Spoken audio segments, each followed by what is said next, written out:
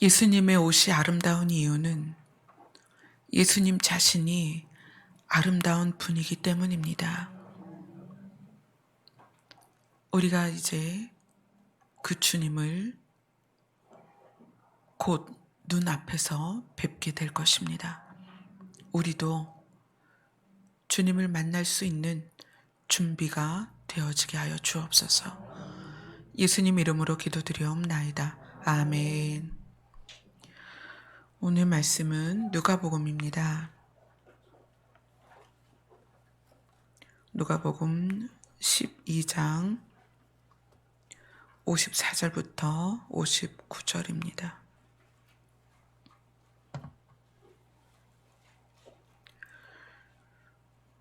누가복음 12장 54절부터 59절입니다. 같이 읽겠습니다. 시작. 또 무리에게 이르시되 너희가 구름이 서쪽에서 이기는 것을 보면 곧 말하기를 소나기가 오리라 하나니 과연 그러하고 남풍이 부는 것을 보면 말하기를 심히 더우리라 하나니 과연 그러하니라.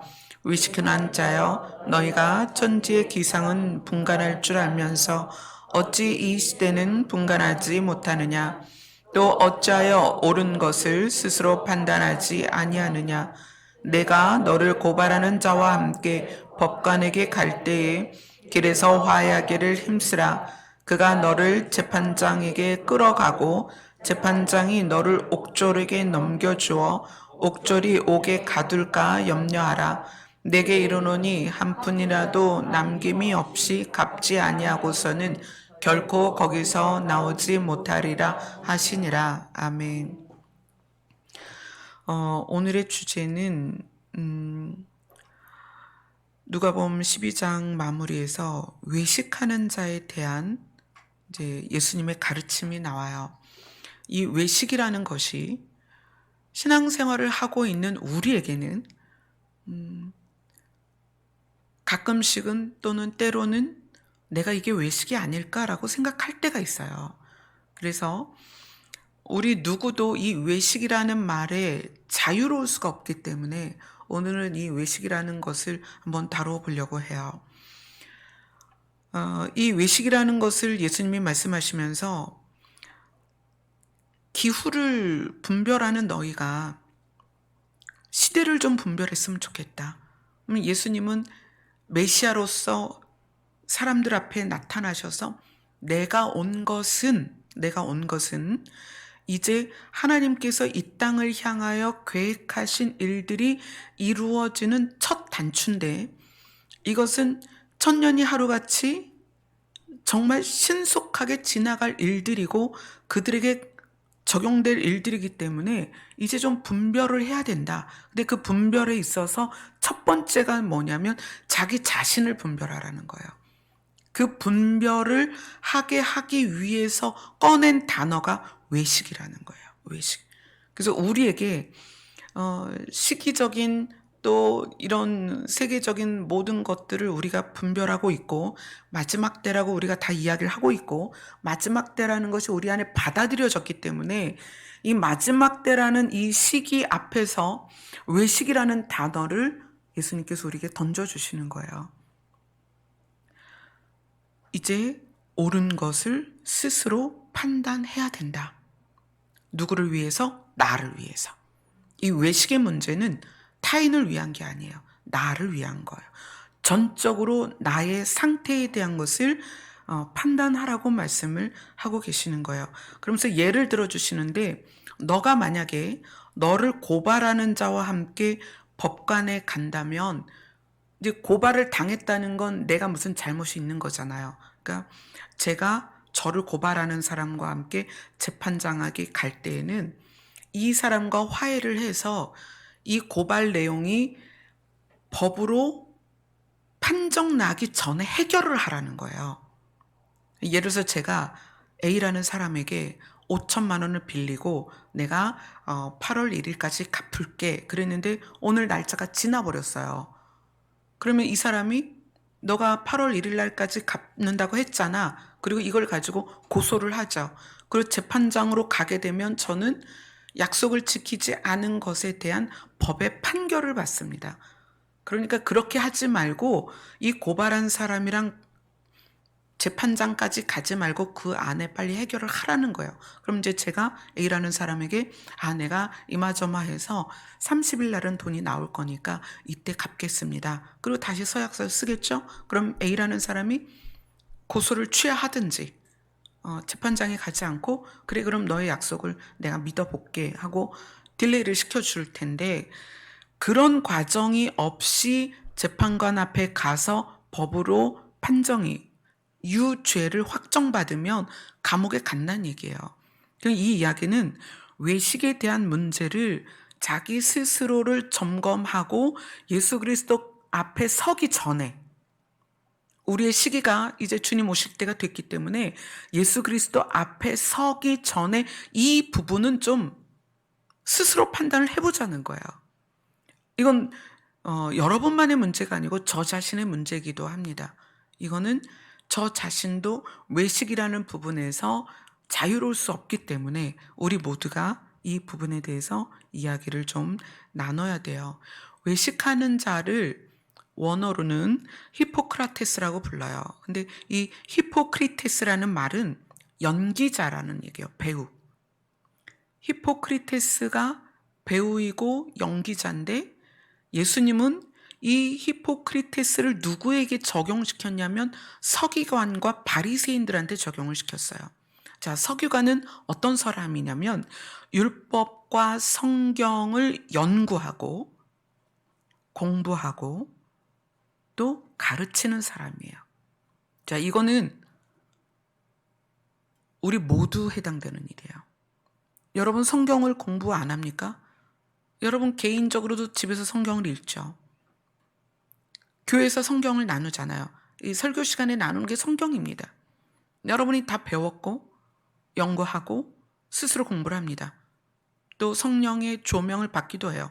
그리고 여러분은 가르치는 자입니다. 자신에게도 가르치고 가족에게도 이야기하고 자녀들에게 이야기하고 남편에게 이야기하고 다 뭐 갖고 얘기해요? 예수님이 이렇게 얘기했어. 하나님이 이렇게 말씀하셨어. 성경에 이렇게 써 있어. 우리 다 그렇게 적용하지 않나요?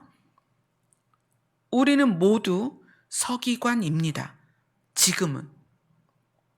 그때 당시에는 일반인들이 성경을 볼 수가 없었어요. 일반인들이 성경을 대하기가 어려웠다는 얘기예요. 그래서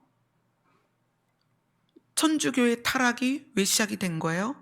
일반인이 성경을 못 보고 성경을 해석할 수 없었기 때문에 천주교가 타락을 한 거죠.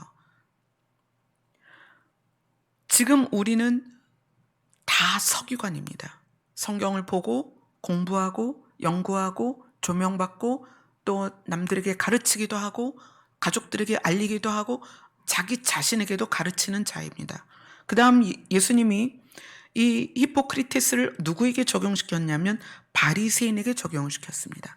바리새인은 구별된 자라는 뜻을 가지고 있는데 이들은 어떤 사람이냐면 율법과 전통을 아주 사소한 것에서부터 큰 것까지 자기 삶에서 다 지켜내는 사람들이었어요. 지키려고 노력하는 사람이었어요. 자, 우리 다 그렇지 않나요? 배운 말씀을 각자에게 적용시키고 가족에게도 적용시키고 공동체에서 적용시키고 그것을 살아내려고 노력하는 우리입니다. 그래서 예배 시간에 열심히 여기에 나오고 있고 기도 시간에 기도하고 우리가 다 바리새인처럼 하나님의 말씀을 지키려고 노력하는 자란 말이에요. 그러면 예수님이 말씀하시는 외식하는 자들 안에 그 범주에 우리가 들어있기 때문에 우리가 개인이 서기관일 수도 있고 바리새인일 수 있기 때문에 이 외식이라는 부분에 대해서 우리가 정말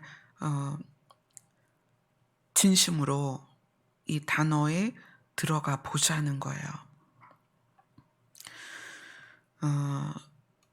누가복음 12장엔 어떻게 시작을 하냐면 12장 1절을 같이 읽겠습니다.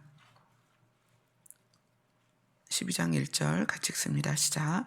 그동안에 무리 수만 명이 모여서 서로 밟힐 만큼 되었더니 예수께서 먼저 제자들에게 말씀하여 이르시되 바리새인들의 누룩 곧 외식을 주의하라. 얼마나 많은 사람이 모였는지 직접 다 헤아려 보진 않았지만 수만 명이 모여서 서로 밟힐 만큼 사람이 많이 모였습니다. 누구 앞에 모인 거예요? 예수님 앞에 모인 거죠. 근데 예수님이 제자들에게 말씀하세요. 바리새인의 누룩 곧 외식을 주의하라. 누룩은 여기 이제 빵을 만들어 보신 분은 알지만 반죽이 부풀게 하는 게 누룩이에요. 그래서 반죽이 부풀어서 그것이 내가 원하는 빵의 형태를 만들고 모양을 만들고 그 다음에 우리가 먹기에 좋은 그 빵 안에 공기층을 형성해서 부드러운 빵이 되게 해요. 바리새인이 되도록 한 바리새인의 외형을 만든 것이 곧 외식이다. 이렇게 얘기해요. 바리새인의 외형을 만든 것이 곧 외식이다. 그런데 그 외형을 만들게 된 그 외식의 중심에는 이런 내용이 있다. 이렇게 이야기를 하세요. 누가복음 12장 4절을 같이 읽겠습니다. 시작. 내가 내 친구 너희에게 말하노니 몸을 죽이고 그 후에는 능히 더 못하는 자들을 두려워하지 말라. 자, 그러면 여기에서 이 4절에서 이야기는 뭐냐면 몸을 죽이고 그 후에 능히 더 못하는 자들이라는 것은 일반적으로 사람을 말하는 거예요. 사람이 사람을 죽이거든요. 사람이 사람을 죽이지만 그 다음 단계 이 사람을 지옥에 가게 하든지 천국에 가게 하든지는 사람이 할 수가 없어요. 그런데 이 바리새인들의 외식 또 바리새인의 형태를 이룬 누룩의 그 중심엔 뭐가 있냐면 사람을 두려워하는 마음이 있었다는 거예요. 이거는 두렵다라는 건 무서워하는 그 두려움이 아니에요. 그 사람을 신경 쓴다는 얘기예요. 사람을 의식한다는 거예요. 바리새인은 사람을 의식하기 때문에 예수님이 제자들에게 너희는 내 친구니까 얘기하는데 너희들 사람 의식하지 마. 그리고 5절을 이야기하십니다. 5절 같이 읽겠습니다. 시작. 마땅히 두려워할 자를 내가 너희에게 보이리니 곧 죽인 후에 또한 지옥에 던져 넣는 권세 있는 그를 두려워하라. 내가 참으로 너희에게 이르노니 그를 두려워하라. 하나님을 의식하라는 거예요. 바리새인의 누룩, 바리새인의 외식이 어디에서 왔냐면 사람을 의식하는 데서 왔다. 그러나 너희는 내 친구니까 내가 얘기해 주는데 너희는 하나님을 의식해라. 사람을 의식하는 것과 하나님을 의식하는 것이 굉장히 다릅니다. 그리고 7절에 가서 6절, 7절을 같이 읽겠습니다. 시작. 참새 5마리가 2아사리온에 팔리는 것이 아니냐. 그러나 하나님 앞에는 그 하나도 잊어버리시는 바 되지 아니하는도다. 너희에게는 심지어 머리털까지도 다 세신 바 되었나니 두려워하지 말라. 너희는 많은 참새보다 더 귀하니라. 이 이야기는 왜 사람이 사람을 의식하느냐, 왜 사람을 두려워하느냐, 그것은 삶 안에서 내가 사는 것에 대한 두려움이 사람을 의식한다는 거예요. 그런데 예수님이 아니다. 너희는 너희의 이 땅에서의 삶 그 다음을 주관하시는 하나님을 의식해라. 하나님은 우리를 사랑하셔서 우리를 정말 세심하게 돌보시기 때문에 삶을 사는 것에 대하여 걱정하지 말고 그리고 사람을 의식하지 말고 너희를 끝까지 지켜주실 그 하나님을 의식하라는 거예요. 그리고 나서 이제 12절이 중간에 부자의 비유를 하면서 이 땅에서 먹고 마실 걸 많이 쌓아놔도 하나님이 그 사람을 데려가면 그게 아무 소용이 없어. 그리고 이제 22절부터 보면 염려하지 마라. 25절에 염려하지 마라. 26절에도 염려하지 마라. 29절에 근심하지 마라. 32절에 무서워하지 마라. 누가 있으니까? 하나님이 너를 지켜줄 거야. 그러니까 사람을 의식하고 두려워하지 말고 환경을 두려워하지 말고 하나님을 의식하고 하나님께 초점을 맞춰라. 그 이야기를 누가복음 12장에서 시작하시면서 누가복음 12장 마무리에 외식하는 자야. 옳은 것을 스스로 판단해야 되지 않겠니? 라고 질문을 던져주시는 거예요. 자, 그러면 이제 도대체 외식하는 자가 찾아야 될 옳은 게 뭐냐는 거예요. 옳은 거. 이제 그 부분을 볼 건데, 성경에서 외식이라는 단어가 가장 많이 나오는 곳이 있어요. 그게 어디냐면 마태복음이에요. 왜 마태복음이 외식이라는 단어를 13번인가를 썼을까요? 다른 데는 그렇게 많지 않거든요. 왜 그랬냐면 이 마태복음을 쓴 사람이 누구냐면 마태죠. 마태의 직업이 세리예요. 자, 세리는 어떤 일을 하느냐? 나라에서, 정부에서 세리한테 자, A에게는 500원의 세금을 걷고 B에게는 1000원의 세금을 걷어라. 이렇게 나와요. 그러면 이 세리가 A한테 가서 510원, B에게 가서 1200원 이렇게 하는 거예요. 나라에서 너에게 이렇게 세금을 정해줬어. 그리고 세금을 받고 그 다음에 짜투리는 띄어. 짜투리는 띄고 나라에 A 500원, B 1000원 이렇게 세금을 내는 거예요. 그 일을 세리가 감당하면서 자기의 부를 축적을 했어요. 아마 마태도 그러하지 않았을까. 그런데 그러한 마태가 자기가 하는 행실에 대해서, 그러니까 그 모습에 대해서 자기가 대하는 사람들에게 나는 그런 사람입니다. 그렇게 하고 하는 게 아니잖아요. 아주 정직하게 하는 것처럼 야, 나라에서 너한테 510원을 거두래. 나라에서 그렇게 얘기해서 너한테 1,500원 거두래. 이렇게 세리의 일을 했다는 거예요.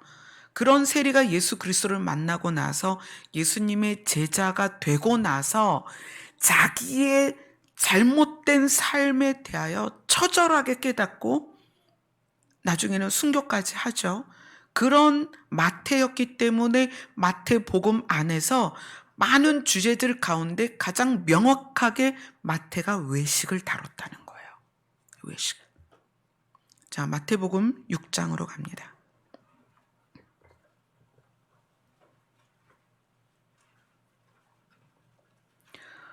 마태복음 6장 2절을 읽겠습니다. 시작. 그러므로 구제할 때에 외식하는 자가 사람에게 영광을 받으려고 회당과 거리에서 하는 것 같이 너희 앞에 나팔을 불지 말라. 진실로 너희에게 이르노니 그들은 자기 상을 이미 받았느니라. 마태가 이 구제하는 것에 대해서 외식으로 구제하는 것에 대한 이제 이야기를 해주고 있어요. 사람에게 영광을 받으려고 구제할 수 있다는 거예요. 이 부분은 우리 모두에게 여러분들이 사람들에게 선을 베푸는 부분에 있어서 적용시켜야 돼요. 우리가 선을 베품에 있어서 사람에게서 영광을 받으려고 회당과 거리에서 하는 것 같이 또 너희 앞에 나팔을 불지 말라. 저희 교회도 구제를 굉장히 많이 해요. 그러나 제가 공개적으로 그런 일들을 이야기를 하지 않습니다. 자칫 잘못하면 그것이 우리 교회는 이런 교회야 라고 자랑하는 것 같이 여기에서는 나팔을 부는 것처럼 보일까봐 제가 웬만하면 그런 이야기를 하지 않아요. 근데 저희 교회는 때로는 월 지출해야 되는 지출액이 있잖아요. 정해진 그것에서 또는 교회 월 재정에서 어쩔 때는 반 이상이 구제로 나갈 때가 있어요. 특별할 때는 70%도 나갈 때가 있어요. 그렇지만 이제 일반적으로는 월 재정의 20% 정도는 늘 유지를 하고 있어요. 구제를. 순수한 구제를 말하는 거예요. 순수한 구제.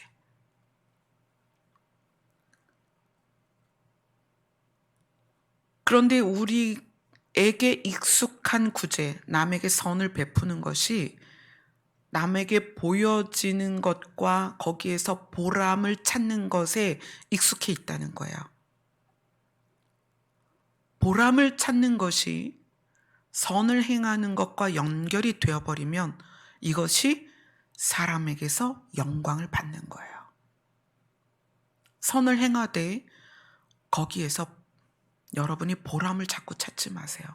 보람은 마약 같아서 정말 마약 같아요.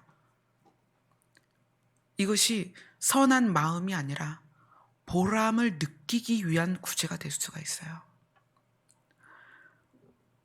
구제 자체는 정말 중요한 겁니다. 그럼 하지 말아야 될까요? 아니요. 구제해야죠. 이건 선한 일이기 때문에 해야 돼요. 그러나 그 선한 일을 할 때마다 우리 마음을 살펴야 된다는 거예요. 6장 1절을 같이 읽겠습니다. 마태복음 6장 1절입니다. 시작. 사람에게 보이려고 그들 앞에서 너희 의를 행하지 않도록 주의하라. 그리하지 아니하면 하늘에 계신 너희 아버지께 상을 받지 못하느니라. 하나님께서 인정을 하지 않는다는 얘기예요. 자, 그 다음에 6장 5절입니다. 같이 읽겠습니다. 시작. 또 너희는 기도할 때에 외식하는 자와 같이 하지 말라. 그들은 사람에게 보이려고 회당과 큰 거리 어귀에 서서 기도하기를 좋아하느니라. 내가 진실로 너희에게 이르노니 그들은 자기 상을 이미 받았느니라. 이 기도가 기도의 형식을 여러분이 취하는 것을 주의하셨으면 좋겠어요. 기도의 형식을 취하는 것, 무슨 기도문 해가지고 그것을 읽어서 어떤 일이 해결된다면 그건 부적입니다. 그렇죠? 기도의 형식이 중요한 게 아니에요. 기도로서 응답을 받는 것은 내가 하나님께 구해서 하나님께 받는 거지 형식에 의해서 받는 게 아니라는 거예요. 그 다음에 사람들에게 보이려고 하는 이 기도 중에 또 어떤 게 있냐면 시간, 그죠? 아, 내가 이 정도 해, 이만큼 기도해, 이런 것들. 여러분 기도를 자기 만족을 위해서 하지 마세요. 그래서 그 자기 만족을 위한 기도를 하면 아, 내가 기도 좀 하거든? 내가 기도해 줄게. 야, 너는 그게 뭐니? 기도를 그렇게 해서 되겠어? 뭐가 생기냐면 내 마음에 계속 판단이 생겨요. 그래서 기도에 대해서 예수님이 이렇게 이야기하십니다. 6절을 같이 읽겠습니다. 시작. 너는 기도할 때에 내 골방에 들어가 문을 닫고 은밀한 중에 계신 내 아버지께 기도하라. 은밀한 중에 보시는 내 아버지께서 갚으시리라. 예수님을 어디에 모셨다? 우리의 마음에 모셨다. 우리가 예수님을 믿게 되면 예수님이 어디에 들어오신다? 마음에 들어오신다. 그래서 기도는 누구와의 대화예요? 예수님과의 대화예요. 하나님과의 대화예요. 이것이 기도의 양이나 기도의 형식으로 기도의 내용이 이루어지는 게 아니라는 것을 여러분이 아셔야 된다는 거예요. 그럼 뭐다? 진심. 마음에 계신 내 예수 그리스도와 깊이 그분과 내 마음을 다 내어놓을 때 하나님께서 그 기도를 갚으시리라. 은밀한 중에 보시는 내 아버지께서 갚으시리라. 자, 그 다음에 넘어가면 6장 16절입니다. 같이 읽겠습니다. 시작. 금식할 때 너희는 외식하는 자들과 같이 슬픈 기색을 보이지 말라. 그들은 금식하는 것을 사람에게 보이려고 얼굴을 흉하게 하느니라. 내가 진실로 너희에게 이르노니 그들은 자기 상을 이미 받았느니라. 이거는 구제는 이제 선한 쪽의 일이라면 또 기도는 하나님과 나와의 관계라면 이 금식은 교회 내에서 이루어지는 신앙의 모든 활동을 말하는 거예요. 교회 내에서의 사역, 교회 내에서의 봉사, 교회 내에서의 어떤 헌신, 공동체 안에서. 그러면서 그거를 누구의 일이다? 주의 일이다 라고 하잖아요. 이건 주의 일이다. 그러면서 교회에서 많은 일들을 합니다. 그 주의 일에 이제 가장 대표적인 것으로 금식을 이야기를 하는데, 왜 지금 우리랑은 조금 개념이 다른 게, 이때의 금식은 율법으로 정해져 있거든요. 너희는 1회에 한 번씩 금식해라. 뭐 이렇게 아예 정해져 있어요. 이 정해진 것 때문에 이 사람들은 금식을 하는 것을 늘 기쁘게 감당했어요. 율법이 정해져 있으니까. 그런데 이 금식을 사람들에게 보인다는 거예요. 나 금식해. 이러면서 슬픈 기색을 하고 금식하는 것을 얼굴을 막 찡그리면서, 나 정말 고통 가운데 이 일을 감당하고 있어. 율법에 정한 대로 나는 이것을 하고 있어. 이렇게 한다는 거예요. 그것에 대해서 17절, 18절이 이야기를 합니다. 시작. 너는 금식할 때에 머리에 기름을 바르고 얼굴을 씻으라. 이는 금식하는 자로 사람에게 보이지 않고 오직 은밀한 중에 계신 내 아버지께 보이게 하려 함이라. 은밀한 중에 보시는 내 아버지께서 갚으시리라. 은밀한 중에 보신다라는 것을 지금 계속 이야기를 하고 있죠. 우리가 아까 누가복음에서 본 것처럼 누구를 의식해라? 하나님을 의식해라. 하나님은 은밀한 중에 우리를 살피시고 보고 계시기 때문이에요. 자, 여기서 말하는 구제나 기도나 금식이나 우리 모두에게 해당되는 거예요. 신앙생활에 관한 거죠. 그런데 이것이 외식일 경우에 나타나는 심리적인 특징이 있어요. 여러분, 이게 외식인지 아닌지 자기 자신이 보셔야 돼요. 자, 마태복음 7장으로 갑니다. 마태복음 7장 1절부터 5절까지입니다. 시작. 비판을 받지 아니하려거든 비판하지 말라. 너희가 비판하는 그 비판으로 너희가 비판을 받을 것이요 너희가 헤아리는 그 헤아림으로 너희가 헤아림을 받을 것이니라. 어찌하여 형제의 눈 속에 있는 티는 보고 내 눈 속에 있는 들보는 깨닫지 못하느냐. 보라, 내 눈 속에 들보가 있는데 어찌하여 형제에게 말하기를 나로 내 눈 속에 있는 티를 빼라 하겠느냐. 외식하는 자여, 먼저 내 눈 속에서 들보를 빼어라. 그 후에야 밝히 보고 형제의 눈 속에서 티를 빼리라. 외식하는 자의 심리는 비판입니다. 누군가를 비판하고 헤아리고 정죄하는 거예요. 왜 그러냐면 아까 했던 그 종교적인 행위, 구제나 기도나 금식, 이것이 진심에서 선한 마음에서 하나님을 사랑함으로 시작됐다면 내 안에 계신 예수 그리스도의 마음으로 그것을 했다면 타인을 보는 것도 예수 그리스도의 마음으로 볼 것입니다. 그래서 비판하거나 헤아리거나 정죄하는 것이 아니라 하나님이 우리 자신을, 우리가 마태복음 우리 아까 누가복음에서 본 것처럼 머리카락까지 세신 바 되시는 하나님께서 우리를 절대 버리지 않는다는 그 말씀처럼 그 예수님의 마음이 우리 안에 들어온 상태에서 구제하고 예수님의 마음이 들어온 상태에서 주의 일을 하고 예수님의 마음이 들어온 상태에서 그 마음으로 하나님과 교제를 하는 사람은 그 마음으로 타인을 보기 때문에 정죄하거나 비난하거나 비판하는 것이 아니라 하나님처럼 헤아려서 이해한다는 거예요. 너 왜 그렇게 해? 그게 아니라 네가 상처 때문에 그렇구나. 네가 환경 때문에 그렇구나. 이해한다는 거예요. 우리 심리 안에 누군가에 향하여 비판하고 비난하는 것이 날이 서서 그것이 지속적으로 내 입으로 내 마음으로 나오고 있다면 우리는 옳은 것을 스스로 분별해야 됩니다. 아, 내가 지금 잘못 가고 있구나. 마태복음 7장 13절로 갑니다. 마태복음 7장 13절 14절을 같이 읽겠습니다. 시작. 좁은 문으로 들어가라. 멸망으로 인도하는 문은 크고 그 길이 넓어 그리로 들어가는 자가 많고 생명으로 인도하는 문은 좁고 길이 협착하여 찾는 자가 적음이라. 여기서 지금 좁은 문에 대해서 이야기를 했어요. 외식하는 자들을 이야기하다가 좁은 문이 나왔어요. 왜 외식하는 자들과 좁은 문이 관계가 있느냐?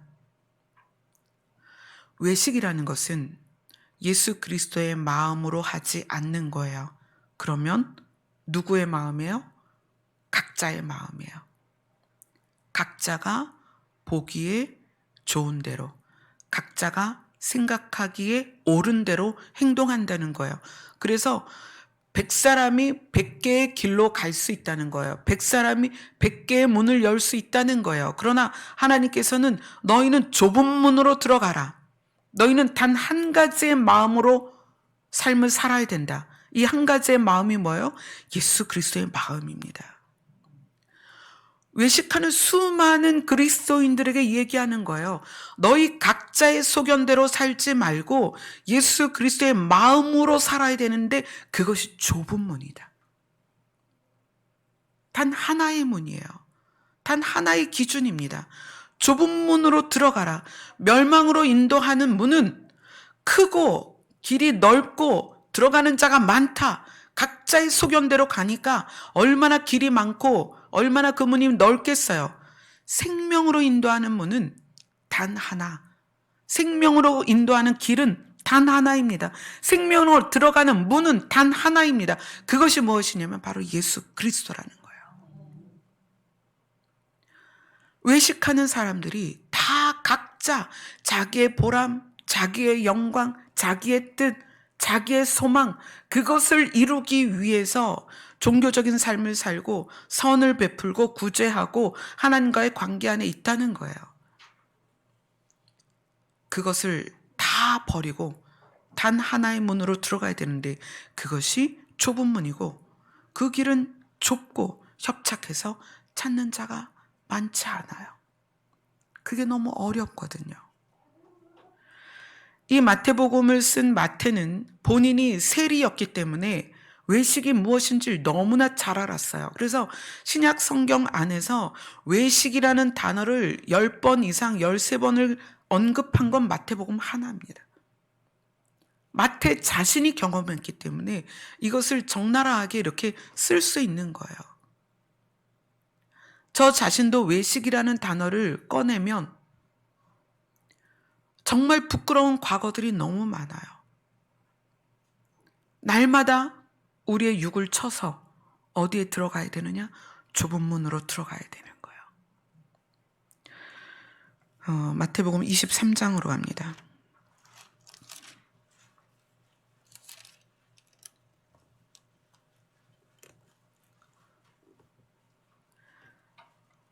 신앙생활을 그 외식하는 상태로 살게 되면 우리 안에 비판하고 비난하고 정죄하는 심리가 점점 날카로워집니다. 아주 강해져요. 예수 그리스도의 마음이 아니기 때문에 그래요. 예수 그리스도의 마음이면 그렇게 하지 않습니다. 죄에 대하여 분별은 하지만 사람에 대하여 비판하거나 비난하거나 정죄하지는 않는다는 거예요. 그런데 그 삶을 계속 이어갈 때 어디까지 가느냐? 마태복음 23장으로 가는 거예요. 자, 13절을 읽겠습니다. 시작. 화 있을진저 외식하는 서기관들과 바리새인들이여, 너희는 천국문을 사람들 앞에서 닫고 너희도 들어가지 않고 들어가려 하는 자도 들어가지 못하게 하는도다. 16절입니다. 시작. 5절입니다. 시작. 화 있을진저 외식하는 서기관과 바리새인들이여 너희는 교인 한 사람을 얻기 위하여 바다와 육지를 두루 다니다가 생기면 너희보다 배나 더 지옥 자식이 되게 하는도다. 왜 그럴까요? 왜 그럴까요? 교회에다 사람은 데려다 놓는데 예수 그리스도의 마음으로 대하지 않고 예수 그리스도의 눈으로 보지 않기 때문에 그들을 상처 주고 실족하게 한다는 얘기예요. 말씀을 가르치는 목회자가 구제도 하고 선을 베풀고 기도도 하루에 10시간씩 하고 성경도 66권을 꿰뚫어서 관통하는 사람인데 그런 목회자라 할지라도 그 중심이 예수 그리스도의 마음이 아니면 무엇이 날카로워진다? 비판의 날이 날카로워진다. 그래서 바다와 육지를 두루 다니면서 성도를 데리고 왔는데 그 앉혀놓은 성도를 비난의 칼로, 비판의 칼로 잘게 썰어서 그 사람이 실족하고 천국에 갈 수 없게 만든다는 거예요. 그리고 함께 있는 성도들을 전부 외식을 하도록 가르쳐서 그들도 비판과 비난의 칼로 서로 찔러 죽인다는 얘기예요. 이게 굉장히 무서운 얘기예요. 자, 그 다음에 16절입니다. 시작. 화 있을진저 눈먼 인도자여 너희가 말하되 누구든지 성전으로 맹세하면 아무 일 없거니와 성전의 금으로 맹세하면 지킬지라 하는도다. 뭐에 대한 거예요? 성전의 맹세와 성전의 금으로 하는 맹세, 이게 무슨 차이일까요? 내가 하나님과의 약속, 이것과 이 성전을 유익하게 하도록 하는 약속, 이거를 좀 구분한 거예요. 그리고 뭐에 치중을 한 거예요? 성전의 금으로 맹세하면 지켜라. 너 교회에다 뭐 헌신하기로 한 거 지켜라. 교회에서 사역하기로 한 거 지켜라. 교회에서 세워놓은 이 규칙, 이거 반드시 따라야 돼. 하나님과 나와의 관계가 아니라 하나님과 교회의 관계. 그래서 교회를 크게 하고 교회를 성장시키는 거에 집중케 한다는 거예요. 누가? 서기관과 바리새인 같은 눈먼 지도자가 그렇게 하고 있다는 거예요. 이게 앞으로 얼마나 끔찍한 결과를 낳는지 이제 보게 될 것입니다. 23절입니다. 마태복음 23장 23절 읽겠습니다. 시작. 화 있을진저 외식하는 서기관들과 바리새인들이여 너희가 박하와 회향과 근처의 11조는 들이되 율법에 더 중한 바 정의와 긍휼과 믿음은 버렸도다. 그러나 이것도 행하고 저것도 버리지 말아야 할 것이니라. 박하나 회향이나 근채, 이건 다 채소들이거든요.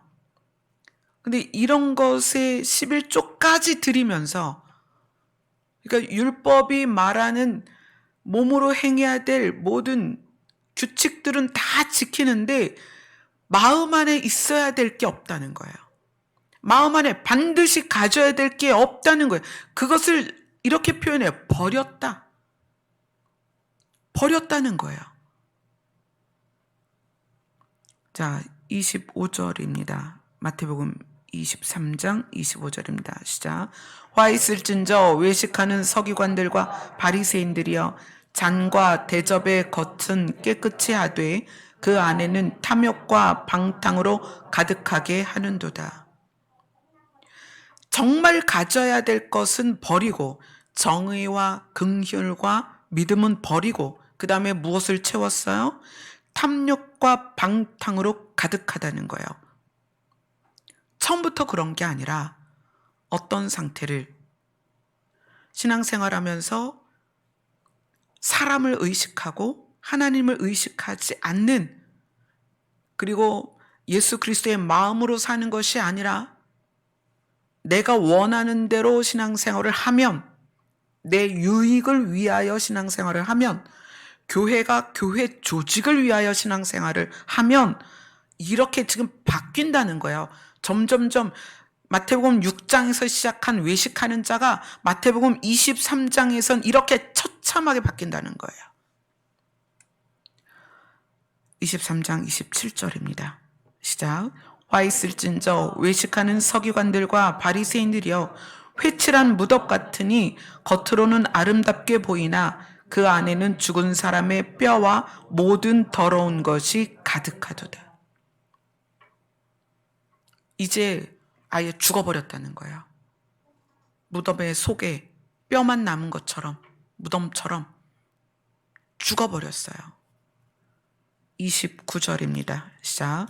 화 있을진저 외식하는 서기관들과 바리새인들이여 너희는 선지자들의 무덤을 만들고 의인들의 비석을 꾸미며 이르되 만일 우리가 조상 때에 있었더라면 우리는 그들이 선지자의 피를 흘리는데 참여하지 아니하였으리라 하니. 자, 이건 무슨 얘기냐면 그러한 외식하는 서기관과 바리새인들이 자기 아들이 죽고 나서 그 다음에 이 부분은 36절까지 무슨 얘기냐면 예수님을 메시아로 알아보지 못하고 결국 예수님을 죽이는 상황까지 간다는 얘기를 예수님이 길게 이야기를 하시는 거예요. 외식하는 것이 결국은 생명을 잃어서 자기도 죽고 그 다음에 메시아를 알아보지 못하고 메시아를 죽였습니다. 그런데 그것에 대해서 이제 우리는 메시아를 죽일 수는 없잖아요. 근데 우리의 외식이 지속되면 그 다음에 어떻게 되느냐? 마태복음 24장, 우리 지금 마태복음 23장에서 외식하는 것에 대해서 보았죠. 그리고 24장에서 무엇이 되냐면 24장 2절입니다. 같이 읽겠습니다. 대답하여 이르시되 너희가 이 모든 것을 보지 못하느냐? 내가 진실로 너희에게 이르노니 돌 하나도 돌 위에 남지 않고 다 무너뜨려지리라. 외식하는 서기관과 제사장들이 외식하는 상태의 신앙생활을 이어오면서 자기도 죽고 메시아도 죽이고 같이 성전에 있었던 그 사람들을 예리한 칼로, 판단의 칼로 찔러 죽이는 그런 신앙생활이 유지가 되니까 결국 어떻게 돼요? 성전이 무너지는데 돌 위에 돌 하나도 남지 않고 완전히 무너진다는 거예요. 왜 그럴까요? 예수님이 안 계시니까 성전이 무너지는 거예요. 이것이 우리에게 적용된다면 우리 안에 계신 예수님을 우리가 의식하지 않고 내가 원하는 것을 또 내가 교제하고 싶은 사람들을 또 내가 함께 있는 사람들을 내가 속해 있는 교회를 의식하며 신앙생활을 하면 결국엔 내 안에 성전이 무너집니다. 내가 무너지는 거예요. 너희가 성전인 걸 알지 못하느냐? 왜? 우리 안에 예수님이 계시니까. 하나님이 내 안에 계시니까 성전이에요. 그런데 그 하나님을 의식하지 않으면 시간이 지나서 어떻게 돼요? 성전이 내가 무너지는 거예요. 성전이 돌 위에 돌 하나도 남김없이 무너뜨려지리라. 내 안에 예수님이 안 계시니까. 이것이 성전으로서 서 있을 수 없다는 얘기예요.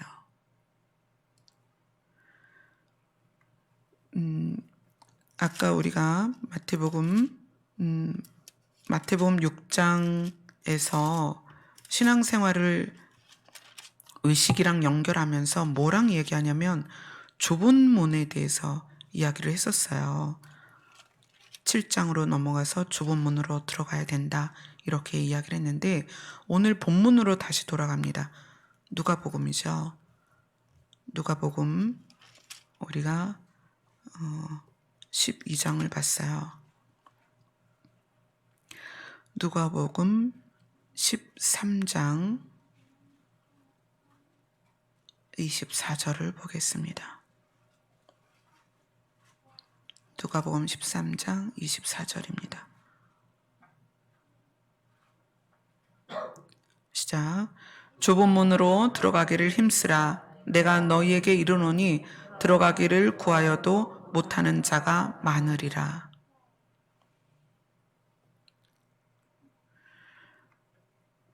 누가복음에서 외식하는 자에 대해서 12장이 이야기를 하고, 누가복음 12장이 외식에 대해서 쭉 이야기하고, 누가복음 13장에서 우리에게 이야기를 하는 거예요. 좁은 문으로 들어가기를 힘써라. 근데 이것이 오늘 본문에 어찌하여 옳은 것을 스스로 판단하지 아니하느냐. 무엇이 옳은지 제발 생각해 보라는 거예요. 너희들이 들어가야 되는 문은 좁은 문인데 그것이 옳은 거라는 거예요. 근데 그것이 뭐다? 우리 안에 예수 그리스도를 모셔드리는 거다. 자, 그러면 바리새인과 서기관들의 행위에 대해서는, 그럼 그거는 다 하지 말아야 되느냐? 그건 아니라는 거예요. 예수님이 뭐라고 말씀하셨냐면 서기관과 바리새인의 의보다 나아야 된다. 그렇게 얘기를 하세요. 그 얘기는 서기관과 바리새인들이 삶에서 사는 그 모습을 버리라는 게 아니라 그 모습과 함께 이 안에 실제로 예수 그리스도를 모셔드리고 그분을 의식하고 그분의 마음으로 살면서 그 행동도 계속 살아야 된다는 거예요. 이것이 창세기로 가면 이거는 이제 반대 상황이에요. 아담과 하와가 하나님께서 흙으로 빚으신 다음에 사람 모양이 됐어요. 근데 사람 모양이지만 살아있지는 않았었어요. 흙덩어리였죠. 진흙이었죠. 살아있지는 않았는데 하나님이 생명을 주시니까 생명이 되어서 살아서 움직이게 됐어요. 그래서 눈으로 보고 귀로 듣고 냄새도 맡고 말도 하고 걸어다니는 살아있는 존재가 되었어요. 근데 이 살아있는 존재가 선악과를 먹으면 안 된다, 이걸 먹으면 죽는다라고 얘기를 했는데 그걸 먹었어요. 그리고 생명을 잃었습니다. 근데 생명을 잃고 그 생명을 잃은 상태로 그 결과가 되기까지 그 기간 동안에 살아서 움직이긴 했어요. 눈으로 보고 귀로 듣고 코로 냄새를 맡았어요. 그러나 이미 아담에게는 죽음이 임했죠. 그래서 아담은 아담의 나이만큼, 하와는 하와의 나이만큼 살았지만 결국은 죽었다는 거예요. 그래서 예수님이 우리에 대해서 너희가 살았다 하는 이름은 가졌으나 죽은 자다. 죽은 자다. 그래서 우리의 삶이 연극이에요. 외식하는 자가 뭐라고 그랬어요? 히포크리테스, 배우, 연기자. 이미 죽었으나 살아있는 것처럼 행동한다는 거예요. 응애하고 태어났어요, 아기가. 살아있죠. 기어가고 걸음말 배워서 걷고 뛰고 공부해서 대학도 가고 직장도 가고 돈도 벌어요. 박사도 되고 의사도 되고 심지어 대통령까지 돼요. 다 살아있다고 느껴요. 그러나 죽은 자입니다. 왜냐하면 결론이 죽는 거예요. 사람은 나면서부터 죽기로 결정됐고 이제까지 모든 사람은 태어나서 죽었습니다. 그런데 연기를 해요. 살아있는 것처럼. 또 영원히 살 것처럼 연기를 하죠.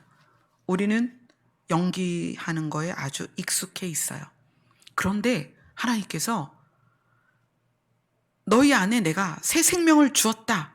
누구를 통해서? 예수 그리스도를 통해서. 우리가 죽었지만 산 것처럼 연기하며 살았는데 우리에게 이제 새 생명이 들어왔어요. 그런데 죽은 자로서 살 때의 그 삶을 이제는 어떻게?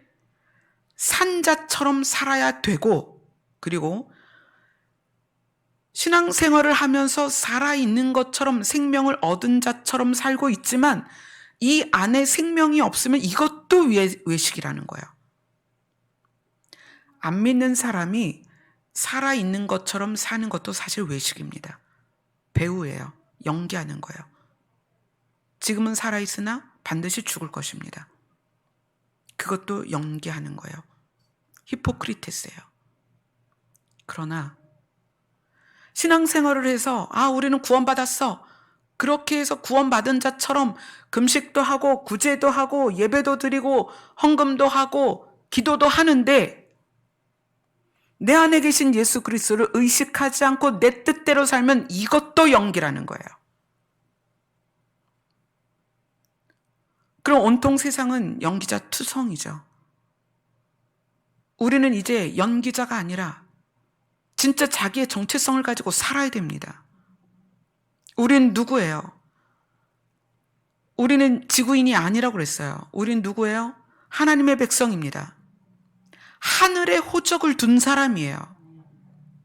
내가 너희를 신이라 하지 않았느냐? 우리는 이제 신의 반열에 든 사람입니다.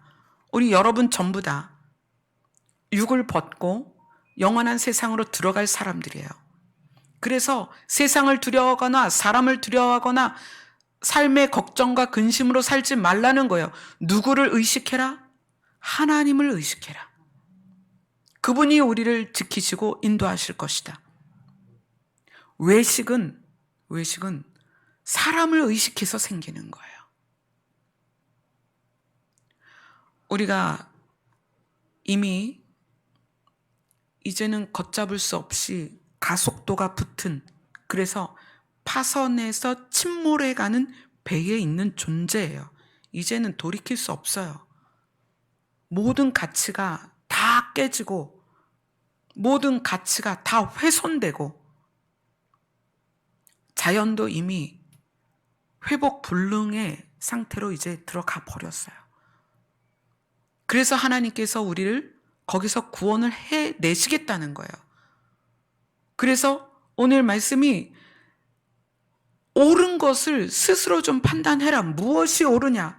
너희가 좋은 거, 너희가 기뻐하는 거, 너희 스스로 원하는 거, 그게 아니라 옳은 것을 좀 보자. 옳은 게 무엇이냐? 이런 거 있죠. 관계를 하다 보면 사람 사이에서 아까 찬미하고도 그런 얘기를 했는데 내가 기분이 안 좋을 수 있어요. 굉장히 기분이 안 좋아. 그럴 수 있죠. 개개인의 문제로 기분이 안 좋아. 그런데 그런 상태로 교회를 왔어요. 우리 다 그럴 수 있죠. 내가 굉장히 기분이 집에서 아니면 오는 길에 차 안에서 부부가 싸울 수 있죠. 우리 정년자매는 오늘 안 싸웠어요? 네. 네. 정년자매는 안 싸우고 왔어요. 차 한 대로 이렇게 부부가 오다 보면 말다툼할 수 있어요. 되게 기분이 나빴어. 기분이 나쁜데 그 상태로 교회 문을 열고 들어왔는데 갑자기 거기에 조윤성 집사님이 서 있어. 그러니까 이제 기용 형제가 아내 때문에 엄청 기분이 나빴는데 문을 딱 열었는데 조윤성 집사님이 딱 계셔요. 어떻게 해요, 보통은? 인사하죠. 자, 그럼 그건 위선이에요? 그건 아니죠. 옳은 것을 판단하라는 것은 우리가 어떤 상황에서 옳게 행동해야 되느냐에 대한 기준을 가지고 있으라는 거예요. 자, 그럴 때는 조윤성 집사님은 우리 공동체 지체니까 반갑게 인사를 하죠. 이것이 나는 지금 아내 때문에 화가 났는데 내가 조윤성 집사님한테 인사할 기분이 아니야. 그리고 고개를 확 돌려. 그건 옳지 않은 거예요. 옳은 것은 마음에서 예수님의 마음으로 하는 거예요. 상황과 상관없이. 자, 내가 아내와 엄청 싸웠는데 그것은 아내와의 갈등이잖아요. 이제 이거는 예배를 드리고 밥 먹으면서 풀으면 돼요. 근데 누구를 딱 만났는데 그 상황에 그분에게는 내가 예수 그리스도의 마음으로 친절을 베푸는 거죠. 자, 이거는 외식이 아니에요. 그러니까 외식이라는 것에 대해서 그런 오해들이 조금씩 있을 수 있어요. 외식은 예수 그리스도의 마음으로 살지 않는 게 다 외식이에요. 어떤 걸 하든지.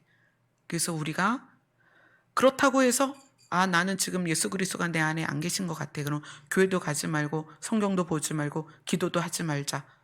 그건 옳아요? 아니죠. 성경을 보고 예배를 드리고 기도하는 건 옳은 거예요. 그건 하자는 거예요. 자, 그럼 뭐냐? 내 안에 그리스도의 마음으로 되지 않은 부분들을 계속 그리스도께 방향을 돌리자는 거예요. 아멘? 목사님, 저는요, 저 사람을 절대 사랑할 수 없어요. 그러니 이제 내가 예배 드리는 건 다 외식이겠네요. 저는 그런 예배도 안 드리겠어요. 그게 아니라 옳은 걸 하자는 거예요. 예배를 드리는 게 옳아요? 틀려요? 옳은 거죠. 기도하는 것도 옳아요. 그죠? 남에게 선을 베푸는 것도 옳아요.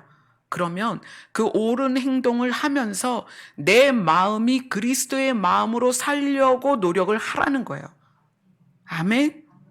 그게 쉽지 않지만 우린 그렇게 하자는 거예요. 그래서 어떻게 진짜가 되어 가자는 거예요. 아멘? 아멘. 신앙생활이 그렇게 녹록진 않아요. 진짜로 산다는 건 녹록지 않습니다. 그래서 좁은 문이다라고 마태복음에서도 외식하는 자를 거론하고 좁은 문으로 들어가라. 누가복음에서도 외식하는 자를 거론하고 좁은 문으로 들어가자. 좁은 문이 무엇이냐? 옳은 것입니다. 진리입니다. 그게 무엇이에요? 예수 그리스도입니다. 그러면 예수 그리스도가 내 안에 계셔서 진리로 산다는 게 무엇이냐? 예수 그리스도의 마음으로 사는 거예요. 아멘. 그러면 우리의 심리가 비판하거나 정죄하는 쪽으로 가지 않습니다. 그리고 내가 무엇을 하든 사람에게 보이려고 하지 않아요.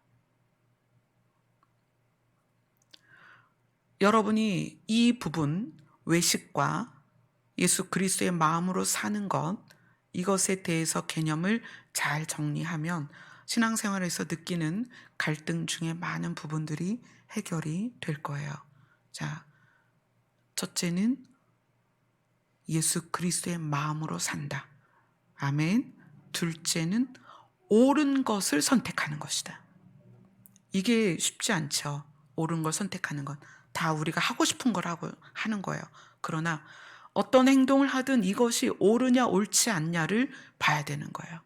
그 옳음의 기준도 역시 예수 그리스도죠. 예수 그리스도 안에 그 정답이 있습니다. 아멘. 아멘. 기도하겠습니다.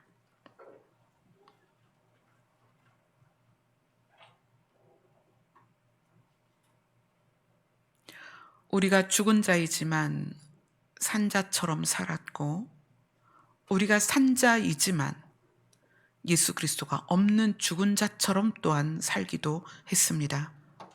이 모든 것이 외식입니다. 이제 우리 마음이 예수 그리스도의 마음으로 살기를 소원합니다.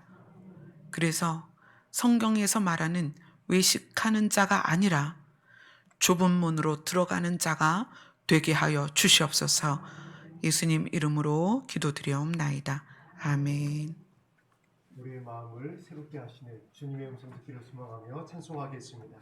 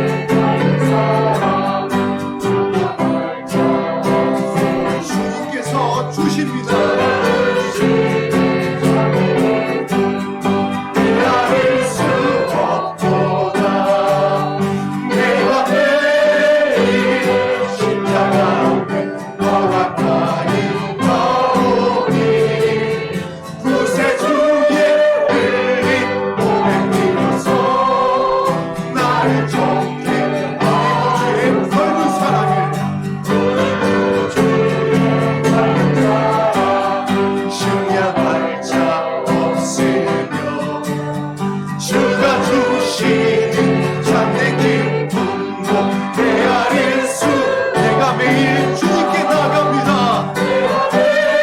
주님 우리를 도와주옵소서. 구세주의 흘린 몸의 피로써 나를 정케 편찮는 주님의 사랑과 거룩한 보혈의 공로를 우리 다 찬양을 합시다. 주님을 만나볼 때 예수는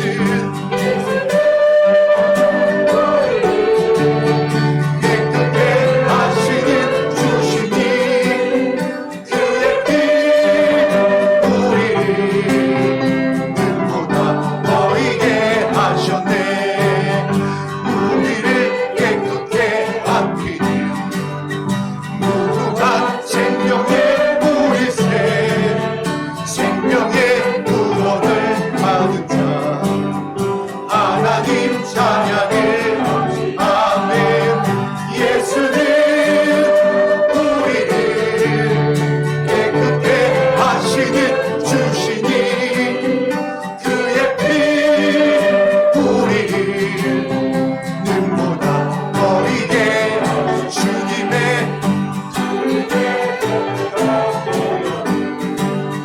날마다 입으로 간증해 담대히 싸우며 나가세. 천국에 들어갈 때까지 예수는 우리를 깨끗게 하시는 그의 피 우리를 눈보다 너희게 십자가 붙잡습니다. 날마다 이기며 나가세. 너희의 혈류관 쓰고서 주 앞에 찬양할 때까지 아멘. 깨끗게 하시는 주시니 그의 피 우리를 눈보다 너희게 하셔. 십자가 단단히 붙잡고 날마다 이기며 나가세. 머리에 혈류관 쓰고서 주 앞에 찬양할 주님의 이름을 부릅니다. 예수님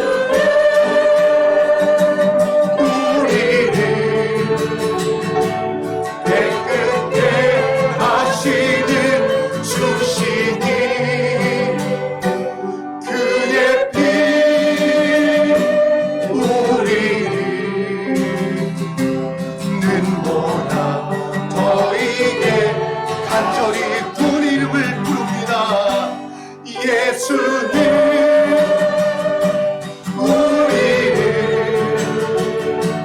깨끗게 하시는 주님 우리를 도우소서. 그의 피 우리를 눈보다 더 이게 하셨네.